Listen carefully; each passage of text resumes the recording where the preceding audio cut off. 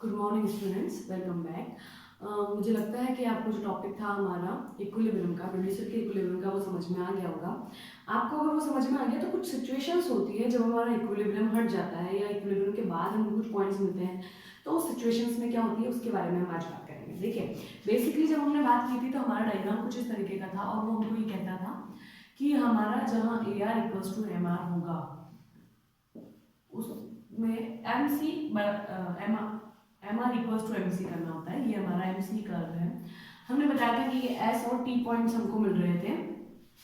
T point पे हमारा equilibrium set हुआ क्योंकि हमारी तीनों शर्तें इस पॉइंट पर कंप्लीट होती है। ये हमने बात की थी। क्लियर है स्टूडेंट्स? यहाँ तक आपको मुझे लगता है समझ में आ गया होगा।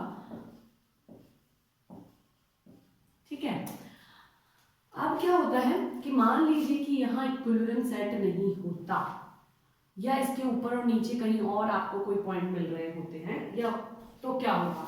मान लीजिए कि हमारा डायग्राम हमको चाहिए तो ये वाला है, ये वाला, बट मिलता क्या है ये देखिए।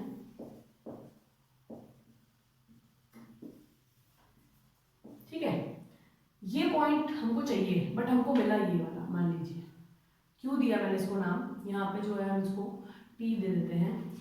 ये पॉइंट अगर आपको मिल रहा है तो इस सिचुएशन को आप क्यों नहीं हैंडल करते हैं? ये गैप आपको क्यों पसंद नहीं आ रहा?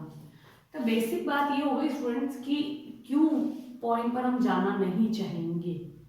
इसलिए नहीं जाना चाहेंगे बिकॉज अगर आपको नजर आ रहा है तो यहाँ एम सी ऊपर की साइड है, ए आर नीचे, एम आर जो है वो नीचे की तरफ है। ये एम आर कर्व है ना हमारा, ये नीचे की तरफ है और यहाँ एम सी देखिए आप ऊपर की तरफ है। तो यहाँ M C greater than M R है और हमारी शर्त जो है वो ये कहती है कि M R equals to M C होना चाहिए। पहली बात तो ये हो गई कि इसलिए हमको वो नहीं चाहिए। दूसरी बात ये हो गई कि M C greater than M R, यानी आपके जो रेवेन्यूज है वो कम है, कॉस्ट ज्यादा है। आप 10 रुपए लगाकर जो है आप 8 रुपए ही कमा पाते हैं। तो इस सिचुएशन में आप क्यों रहना चाहेंगे? इसीलिए उस पॉइंट को हम चूज नहीं करते हैं।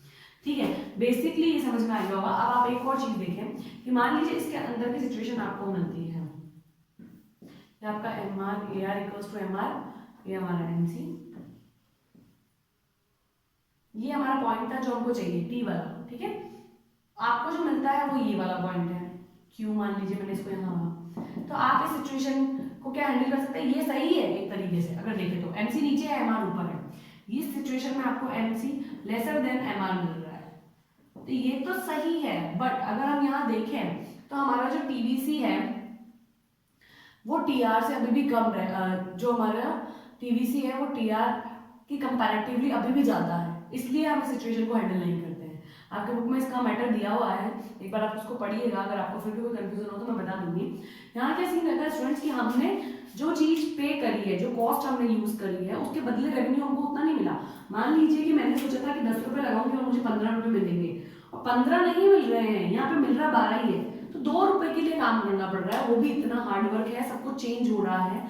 तो उस सिचुएशन को हैंडल नहीं करना, इसी वजह से जो है वो क्यू वाला पॉइंट जो हमारे अंदर की तरफ वाला है वो भी हम चूज नहीं करते हैं। तो बेसिकली आपका क्वेश्चन कुछ इस तरीके का है कि हमारा जो इक्विलिब्रियम है वो अगर बाहर या अंदर की साइड कहीं मिलता है एमसी कर्व के, तो क्या सिचुएशन होगी। ठीक है, तो सिचुएशन ये होगी कि अगर वो बाहर की तरफ मिल रहा है तो उस सिचुएशन को तो हम हैंडल नहीं करेंगे बिकॉज वो हमको अच्छी नहीं लग रही। अच्छी भी नहीं लग रही, इसलिए भी नहीं लग रही क्योंकि एमसी ग्रेटर देन एमआर, इसका मतलब कॉस्ट ज्यादा पे करना और रेवेन्यू कम लेना, तो बिल्कुल भी वाजिब बात नहीं होगी।